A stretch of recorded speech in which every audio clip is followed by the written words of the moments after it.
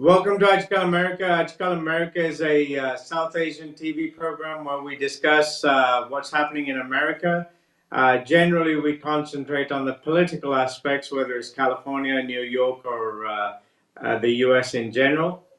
In California, we've had a few hot topics come up, so we want to discuss those. We're going to be discussing those with a Sacramento-based, Roseville-based Crishtine Bish, who's a candidate for California District 6. And some of these changes impact the upcoming primary and general election coming up in 2026. So let's meet Crishtine Bish and have this discussion. All right. Good evening. Hey, there you are. Okay. Here I am. Chris, we tried this a little before, but we're doing it all again. From what we know, because we're on opposite ends of the earth, there's been developments in California. One of them has been Prop 50, which was passed by the voters. I think in many ways it was expected.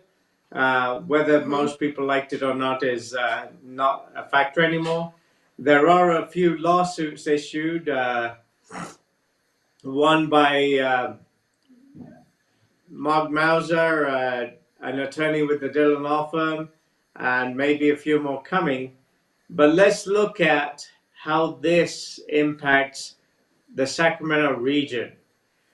What we've heard is that the current incumbent for District 6, Dr. Ami Bera, has decided to jump ship.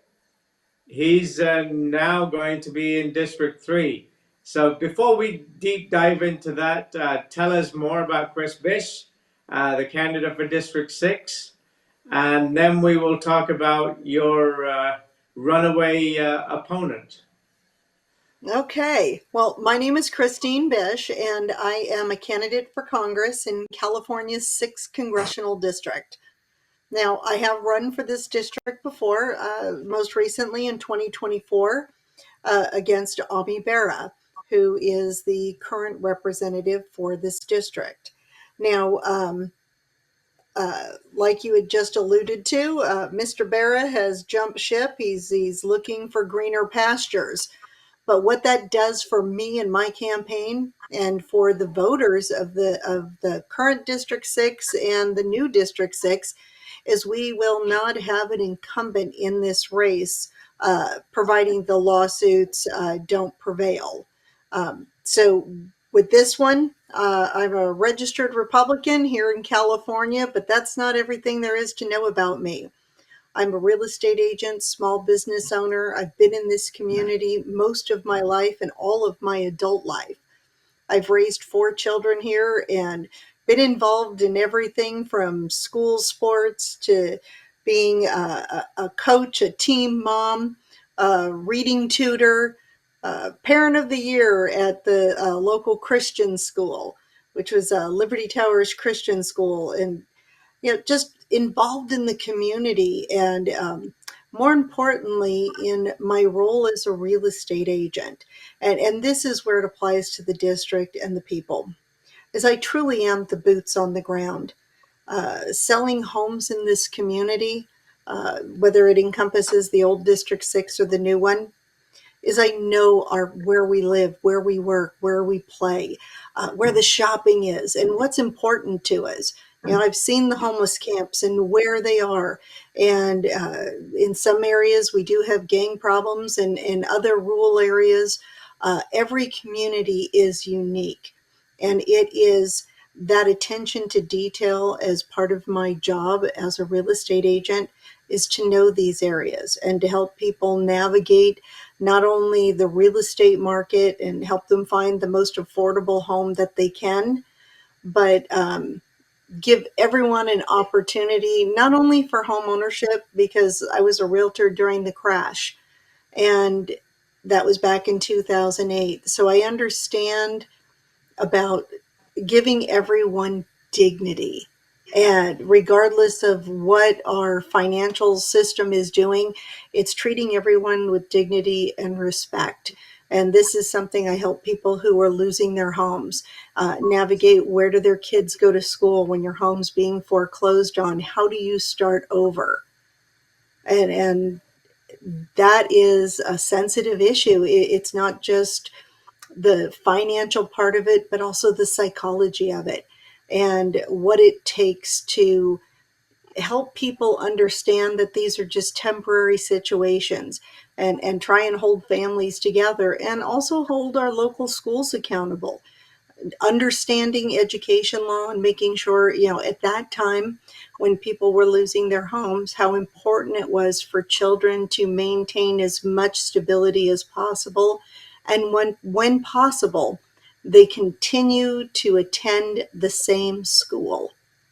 And when you're Definitely. moving in with friends and family and neighbor, uh, those are things that most politicians can't even begin to understand or grasp how to navigate what every local person does. A lot of these people, I can't imagine that they do their own grocery shopping, wash their own dishes, or mow their lawns. And that's where the disconnect is from people like us, people who live here, who work here. And that's what Right. makes me different. Totally. We, I brought up the topic that Army Bearer is basically the runaway bride, if that fits the title. Um, Yes, he's jumped from District 7 into District 6. Now he wants to jump to District 3. And right now, yes, yes. District 6 is going to be without an incumbent. Um, Do you think that the demographics of District 6, as they've been redrawn by Governor Gavin Newsom, who claims to be making the political landscape fairer in the battle against Trump, um, is it going to impact you geographically for the new voters you might get? Is it going to impact you Yes. based on the demographics? Um, we mentioned earlier that Dr. Pan is looking at throwing his hat into the ring. Is there likely to be another Democrat because it's a lack of an incumbent that might jump in? So Oh, it many should be a questions there. free for all. Yeah, Okay, many so we're going to questions. start at the Let's stick with the beginning. demographics. Demographics. What they did is they targeted Kevin Kiley, who was in the current District 3, and Doug LaMoffa in the current District 2, I believe it is. But in targeting those two representatives, what they had to do was put more Democrats in their district. So in the case of Doug LaMoffa, they took Modoc County and it goes all the way down to the Bay Bridge. And it's a ridiculous map. And in the case of Kevin Kiley, he won his last race by about 45,000 votes.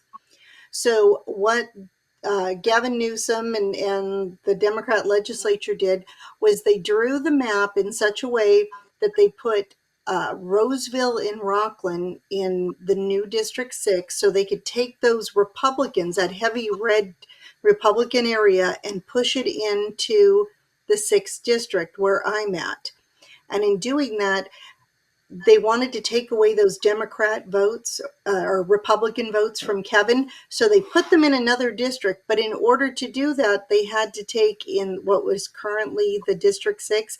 They needed to funnel more Democrats into District 3 to offset where they moved Republicans, because the it's confusing, but just remember each congressional district has to have roughly the same amount of people, not necessarily voters, but people. So so there's equal representation. So they're pushing it, but what they did was in the district that I'm running in within that geographical boundary, they gave me a 5.5 percentage bump in Republicans. It puts us in a better position. And then with Ami Bera running off to what he considered greener pastures, taking on Kevin Kiley, he left the district without an incumbent. Now, Dr. Pan has already said, we've all both been interviewed, that he is going to run against me in the new District 6 boundaries.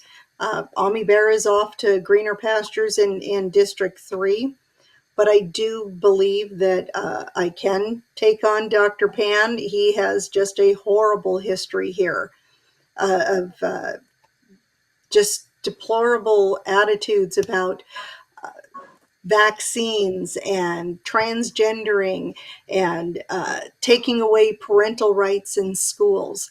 And we'll get into a whole lot. There is so much ammunition to go after Richard Pan. According to the news and other sources, we are the two front runners in this race. There's already some other Democrats that have joined in, and I'm happy to see that because that'll split that vote in a top two primary.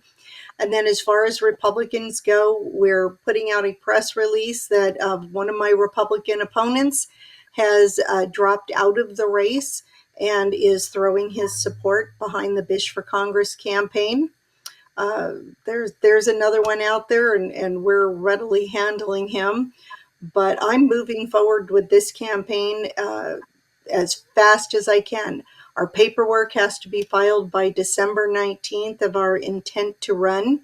So I've already filed my paperwork with the federal government, with the FEC, so we can fundraise coming up to that January 19th filing period. So this campaign's off to a great start. I couldn't be happier about what Gavin Newsom did. He was cutting off his nose to spite his face. And in looking at the new lines across the state, because they have to be balanced, we were already gerrymandered. So the only way for him to target 5 Republicans, including Kevin Kiley, was to take Democrat seats and make them less secure. And in the case of the new District 6, they lost an incumbent and left this wide open for us to pick up this seat and also pick up other seats across the state. You know, it's be careful what you wish for. You might just get it. Many cases that is true. Now, what I just gathered from this section of the conversation, there is another Republican still in the race for the primary. There is a few Democrats. So, with it being a top 2, the key ones, name recognition wise, is Dr. Pan and yourself. The demographics, like you said, have changed significantly with District 6 stretching out into Placerville County. And we know there's more red over there than elsewhere. You brought up a couple of topics, and some of those I think we'll have to just do a deep dive individually. One of them being family values and cultural, social values.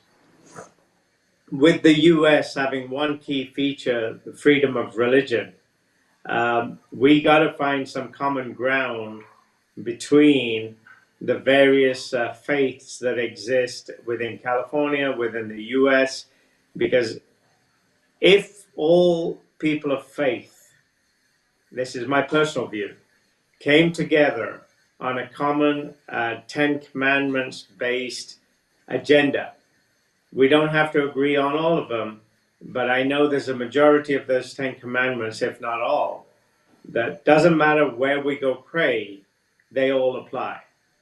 So if we use that, yes, then we can go further.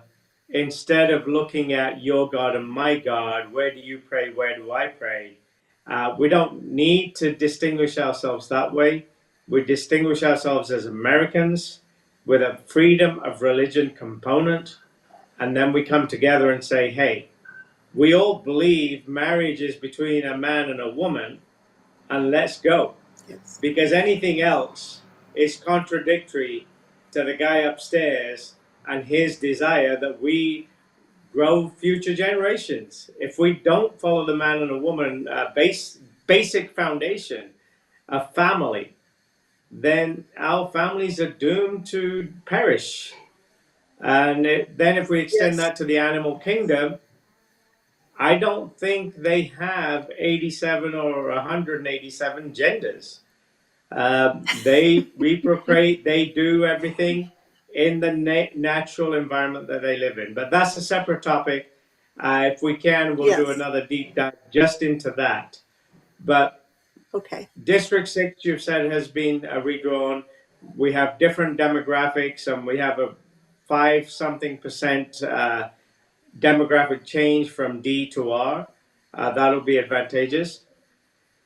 Looking Yes. ahead to June, the battle between Chris Bish and Dr. Pan. You've already brought up that some of his past work can be regarded as baggage. Vaccines is one of them, and if we have Mm-hmm. anything to go by from the COVID vaccine, we've learned a lot about the perils of rushing into a vaccine.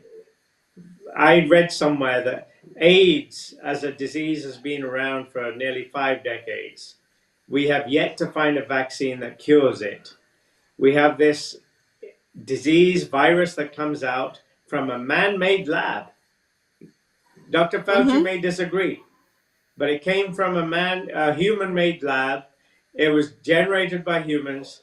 It spread throughout the world. And then we have a vaccine in 10 to 12 months. And then we're all mandated to take it. There's problems here. So, yes, I agree. Dr. Pan should have challenges on that topic alone, mandating that kids have to be vaccinated totally. We've had some discussion from our Health and Human Services, Robert Kennedy, into this matter. Autism being one of those. I'm not pushing one or the other, but there is still research to be done on what causes autism. And the question was properly asked is why such a rise in autism in the last 2 to 3 decades? We didn't have this many cases of autism, and now we suddenly are flooded with them. Yes, Dr. Pan has questions to answer on that area. On the other side of the transgender, I think that topic we covered under the guidance of marriage between man and a woman. Um, in these last 11 months, the Trump administration has taken significant steps. Then we come to Riley Yes. Gaines and men in women's sports. We're still having this issue in our schools. Not too long ago, Gavin Newsom said there's a level of unfairness, but he hasn't done anything to address it. How do you think that is going to come down in the US from the Supreme Court, if it ever does? And within California, are we going to expect some change there? I believe so, absolutely, because the Supreme Court has already ruled on Title IX, which protects women, and it protects women in sports and colleges, and that was the purpose of it. So what we see where they're trying to convince us that a man can change into a woman with surgery and cancer causing drugs, and that suddenly it changes their biology. It doesn't, and it flies in the face of all women's equality, what we've achieved in the United States compared to really the rest of the planet. Is women are free to pursue whatever they can imagine for themselves, whether it's in sports and art or history or science or business. It's amazing the opportunities that are here for women, especially how it's changed just in my lifetime. And then to see us be set back with these ridiculous allowing men to participate in sports, allowing them into women's locker rooms, and even worse, into the locker rooms of young women and girls in high school and junior high. To have a biological male, whether they've gone through the surgeries or not, they are still men. And regardless of, and what I believe is gender dysphoria or some other mental illness that isn't diagnosed, um, they still have those natural instincts. You cannot mix boys and girls, regardless of what somebody says they are, with who they are at the cellular level. It's just Totally. recognizing reality in biology. And yes, and I would like to take a different tack on that. As a mother, Okay. as a woman, as a sister, a daughter, where would you take this concept of the democratic approach to claiming they defend women and women's rights, but yet their Supreme Court appointee could not define a woman when she herself was a woman? I I personally can't fathom that, but you have many titles. You're a grandmother, you could be a granddaughter, you could be a mother, sister, all of those categories that we individually are, whether we're male or female. We can be sons, Mm-hmm. brothers, and all that stuff. But as a mother and a sister and a daughter and a future grandmother, if you're not already one, Oh, how I'm would already a you grandma. expect? Well, then, congratulations.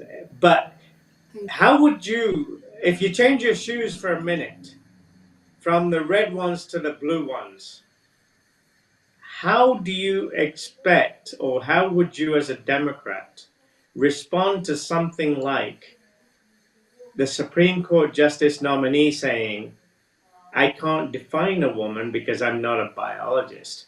How do you respond to Democrats when they claim to be defending women's rights, when they're defending women, yet they can't pursue murder charges, rape charges against criminals and release them without bail because they committed a crime against an American? They happen to be illegal immigrants and they don't want ICE to catch them. And then they're going to fight ICE to keep these people here. How do you Mm-hmm. think a Democrat individual, you as a Democrat, if you were wearing those shoes, how do you justify the Democratic women voting for people like Dr. Pan and our state senator, Mr. Weiner, who's now going to run for Nancy Pelosi's seat? How do these people get away with it? Well, we're on our what third or fourth generation of dumbing down schools, where people don't learn about history and science and art and math and they're not challenged in critical thinking. They're told what to think, how to regurgitate it, and how to put it out, not challenge thought, not embrace individuality. They force conformity. So you're asking me to think like a Democrat? Well, my first question to you, sir, would be, would you like me to think as a JFK Democrat or an AOC Democrat? Those are two different animals. Okay. Um, Fair? there are many memes of AOC. I reflect on one of them about daylight savings not being a bank, but not to get too deep on the comments of that nature. It to me, the reason I asked that question, to me, it's mind-boggling that your political agenda is defending women and women's rights and all that stuff, yet you still stand behind a male who lets his hair grow and dresses like a woman, yet biologically is not a woman. And when people like Jenner, who ran the marathons and all the races in the Olympics, he converted. He still disagrees with this concept. He disagrees that men who want to be women should be, allowed into these changing rooms, girl sports, and all that Mm-hmm. stuff. And the caliber of physical strength, we already know that through history. There are many Yes. women who, could run circles around many men. Nobody's challenging that. But if you get into Right. the element of sports, the best of the best on the men's side and the best of the women on the women's side, technically there's no competition. You have tennis, mixed doubles, and all that stuff. That's a different sport. But even that, if one of the women on there hits a backhander, there's no way I'm going to return it. Yet, Well, there are many this is players who, in that caliber, in that field, would agree that technically there's no match in that area. But yet, we're fed this by the media, we're fed this by the political components. And then one of the individuals, when I raised this question, is like, why does it bother you? Let them live their life. I agree. Live and let live. But does that mean mhm. you have to live in my face? Does that mean you have to do this in my kid's school? Does that mean you have to corrupt my kid's environment? I don't think so. I agree with you completely. And it makes you think of the Wizard of Oz. Don't look at the man behind the curtain, because I am the great and powerful Oz. Do as I say. And it turned out he was just a guy behind a curtain with a carnival trick. So Yep, what we see is uh, a generation, if you will, of people that have been lost. We've seen politicians on both sides take away the family values, diminish family values, diminish um, women taking pride in being women. It's okay for a man to hold the your chair open or hold open a door. That's not independence, that's courtesy. And I think for schools, and it seems a little basic, but if we went back to teaching people how to respect themselves. Now imagine these transgender children. They look in the mirror and they don't see someone they can love. They haven't been taught that, regardless of whether you're overweight or have acne or whatever. You can still look at it. For a child, look in the mirror and realize God created you in the best version that you are, and you are completely unique. There is no one like you. Even in twins, they are completely unique. Now totally, imagine totally. people in schools or parents telling them, you were born wrong, God made a mistake, but we can fix you. Dr. Frankenstein can change your parts. He can give you drugs and make you appear to be someone and something that you are not. They're not celebrating individuality or gifts and finding the potential that is in every human being who walks this planet. It's about conformity and control. And in the end, that also addresses national security. If you have someone who is confused about their gender, their identity, even what bathroom to use, how can we expect that person as a young adult to pick up a weapon, whether conscribed or voluntarily joining the military, and expect to defend this country? Totally. And considering This it's is a Veterans Day, national security issue. what we've discussed in general is some of the general matters in addition to what's been happening in California and District 6. With the Proposition 50 having been voted upon, and these districts, redrawn districts as proposed by the governor, currently in place, albeit maybe temporarily, where do you think Prop 50 might end up? Do you think by the primaries they will have settled this through the courts, or will we end up in June with the new Gavin districts and then we will be stuck with them until 2030? Okay, so for argument's sake, I am recognizing the new districts as gerrymandered by Gavin Newsom. I can't make the rules, not yet. I can't make the rules, but I have to follow them. So right now, that's what was voted on, whether it was legal or not. Now, something interesting happened yesterday. In the state of Utah, the Republicans attempted to change their maps in order to uh, put in more Republican seats, the polar opposite of what's happening in California. And in that ruling that came out yesterday, the judge said, no, we're not putting the new maps in. They have a similar redistricting committee to what we have. So the state court there shot that down and said the existing lines are going to stay. So for people who are opponents of Prop 50, this is a good signal. This sets a precedence for right now what is the Dillon Law Group's lawsuit that I believe is going before a 3-judge panel for them to look at what happened in Utah that threw out the new gerrymandered districts there in what was nearly a solid red seat.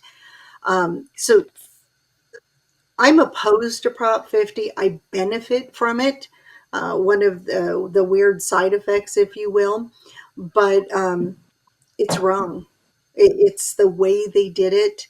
They cheating is cheating, and lying is lying, and everything they did was illegal. It was unconstitutional. Now, if the courts say that it's going to stay, then I will adjust with how it has to go. Right now, I'm in District 6. I'm not going anywhere, whether it's the old lines or the new lines. Now, if Prop 50 is overturned and the courts stay uh, that we're going to exist under the current lines, then I will present a legal challenge with Ami Bera coming back because he has publicly resigned from being an incumbent in this district and has said that he's moving over 3. I have every intention of making him keep his word. Not something he's accustomed to doing, but I am prepared to move in that direction. I think you answered my next question, which was if the courts overturn 50, then where do we see Ami Bera going? So I gather He'll from try and slither your back over here. yeah, so my feeling was that sort of he might jump back, and I think you've answered that. So if he does jump back, he's going to be looking towards a lawsuit to answer by doing this hip hop between the two districts. Um, with District 6 Well, as I would like to itself, point out in this, I want to point out in this, both Kevin Kiley and I, Kevin Kiley is in District 3. He has not signaled that he's packing up and he's leaving. We've had same thing with Doug LaMaffa uh, and me in District 6. Hold your ground, stand your ground. You don't have to go running. Whether it's because they try and force you out and change your seat. What I see with Ami Bera running to District 3 is cowardice. I don't run. I won't flip flop. If they change the rules and I'm forced to move, then I will follow the law and follow what's best for my campaign and for the voters. But for right now, I see no reason to run whether 50 is overturned or not. good.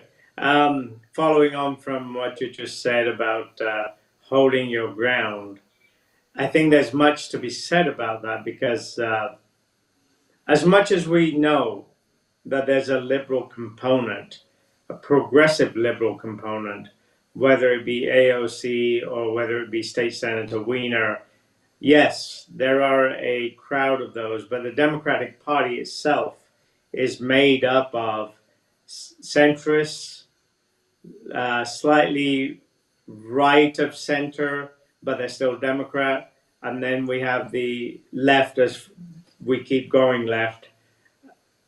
There is a possibility that although I may be registered Democrat, I may look at the total campaign and the individual and then look at who and how I agree with that person as I vote for them.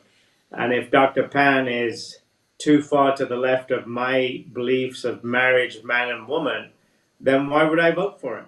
So my feeling is, my opinion is that there are a handful, if only a handful, of Democrats who the Democrats may be counting on, but may not hold on. And that has actually shown in Senate.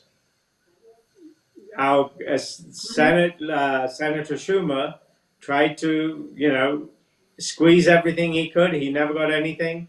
He wanted to hold on to this medical benefits and all this hoopla that he was trying to do. The Democrats were denying that they were actually giving benefits to illegal immigrants. Yet our own governor has admitted that ever since his days as mayor in San Francisco, he has proudly provided health care for everyone, and he did the same in California. So when it comes to the question of benefits for illegal immigrants, no, we don't do it. It can't be done. It's against the law. But then on the side, oh yeah, we did it. Who cares? Um, Point I being, do. there's many Democrats who see that, and some of them are just you know doomed to live with that vote. But come back to District 6. What are going to be the key factors in District 6 now that there's a demographic change, there's a region change geographically? I know you said there's a 5 to 6% positive shift on the red side, but come to the campaign. What are the punchlines of the Chris Bish manifesto? Okay, well, yeah, it is. These are kitchen table issues. Regardless of your political persuasion, you want to live in clean, affordable homes. You want to live in peace without homeless camps outside. You want kids educated. You want them to be able to be self sufficient. There's a difference between someone who has a degree and is still living in their mother's basement, or the high school student that immediately goes out and gets a job and moves out by 18 or 19. It's not always about education. It's, again, it goes back to empowering individuals, empowering families. And Democrats, just like Republicans, they want clean water, they want safe streets. And what we see in the news, it's designed to suppress us, to make us believe that we're not the normal ones. And in the upcoming race, what's important is we're talking about just Democrats and Republican. So in the new district, which is right now, that's what we're looking at, we have 39% Democrat, 30% Republican, and over 20% no party preference. And that's where this race will be determined. And we know this from previous elections. Those are the disenchanted, the no party preference and the independent voter. The Republicans are mostly going to vote on across party lines.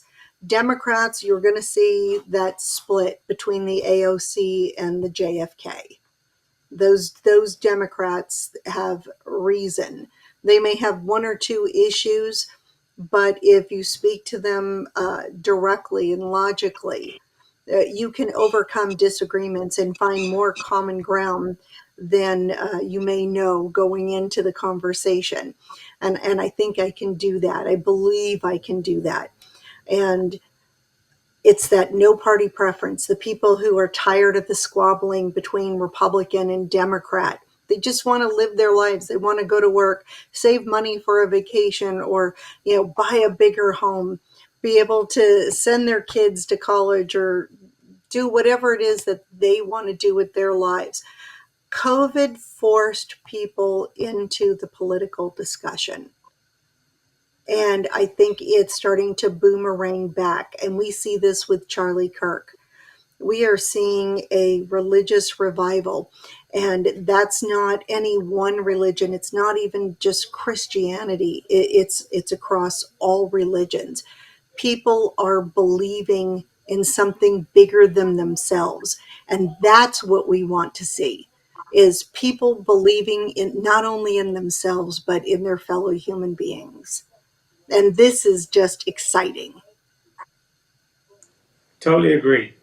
Um, Yes. Basically, going back to the faith and Charlie Kirk, as you mentioned, his efforts and his revivals, even though many on the left push him as a hate monger or a, whatever we want to listen to from that side, just because this guy was praising God in all that he did and his family and everything else, there's a large element on the left who are now trying to come up with these various theories of what might be wrong with various aspects or why Charlie Kirk was not the ideal person we think he was. Having gone to the memorial that was held in Arizona, uh, Arizona.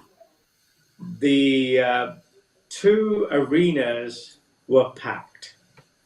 Seats were not easily available. The lines outside were incredible. What we did not see was pushing and shoving.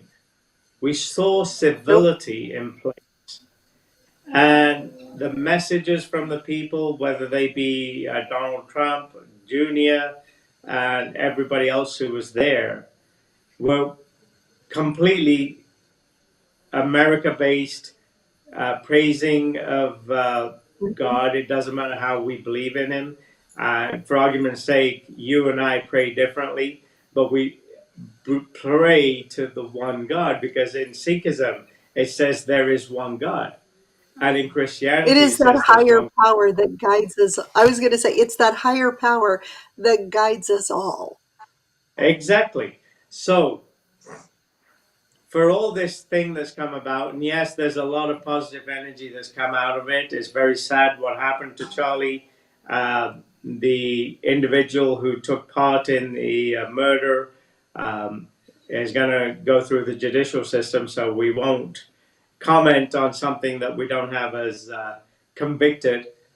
Regardless, the wave that went through the nation, the memorials that were held across east to west, that is a sign that the Stars and Stripes has value. And if we come together under that, and we come together in Hmm. God we trust, then we have to question all these non godly elements. Because suddenly it appears that atheism or a brand of atheism is stepping in. And as we see in New York, we see a brand of political ideology.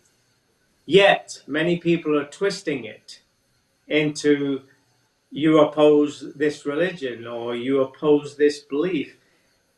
I don't see it that way. I see it that Mamdani's ideas, his ideologies, is not something that we agree with. And the consequences of some of those policies will result in landlords, business owners, and those people who contribute to the coffers of New York will decide to pack their bags and go elsewhere. How is he going to pay for things? And then we come to Margaret Thatcher. I was about to Socialism only say that. works when until you run out of other people's money. Yes. All these people, whether it be Gavin Newsom, whether it be Mamdani, whether it be Schumer, all they're concerned about is how much money they can spend. They don't care where it comes from. And Yeah. they think it's an endless pit. They can raise taxes. But how long can we keep paying for this? And in the interest of your time and everything, let's conclude today, and we'll do a faith-based and a education-based and a gender-based conversation, because I think those are topics that run across communities. No mother, no father wants a 12th grade teenager changing in their 12th grade daughter's locker room. And if there's anybody who Or more does, I importantly, think they I'm need going to to go to jump Napa in. State Hospital. No mother or father of a freshman in high school, their 14-year-old daughter changing with an 18-year-old man. That Exactly. sinks in a And little bit more. how people like Gavin Newsom can defend that is mind-boggling. But any parent who, in my view, any parent who thinks that's acceptable and it's normal, in my view, needs to go to Atascadero, Napa State Hospital, and be enrolled in the California State Mental Facility to get treated Mhm. for the mental disorders. But anyway, let's leave it at that. As far as Chris Bish, District 6, share your details, share how people can reach out to you, and we'll do another follow up on these conversations, but we'll go topic based and we'll have more. Excellent. Well, my name is Crishtine Bish, and I'm running for California's 6th Congressional District, regardless of the map. And you can find me on social media at bishforcongress.com. I'll move that right there. It's bishforcongress.com on Facebook, Twitter, and we're reaching out to every community, not only looking for volunteers, but volunteers who are of different faiths, of different backgrounds, because you understand the messages within your community. So this needs to be not just Bish for Congress, but all of us for Congress, because we all want that representation. And then to do this race, the truth is, in the last election, I was outspent 5-1. We made great accomplishments, but this time we can't do it again. I need your donations. I need your help. And you can do that at bishforcongress.com, BISH for Congress.com. And any little bit helps. I've had people give as little as $5 because that's all they had. And I am so grateful to those small donations. But there are people who are of higher means and more fortunate. As much as you can give, I would appreciate it. And I will listen to you. That's my job Well, thank you. as a realtor or as a representative. Sure. Thank you for that. And we'll join back with you in the future and cover some other developments that are happening. And Yes, hopefully by November 2006, we change the color of District 6. absolutely. And with your help and the help of the people who view this program, thank you. Thank you again. And you're watching Aaj Kal America on Sanjhi Soch TV. My name is Inderjit Kalirai. We had a discussion with Chris Bish over Proposition 50 factors, California District 6, and current incumbent of California District 6, Ami Bera, leaving to run District 3. Until next time, uh, you know, goodbye. We'll catch up again in the future. Inderjit Kalirai, Sanjhi Soch TV, Aaj Kal America. Thank you. Bye.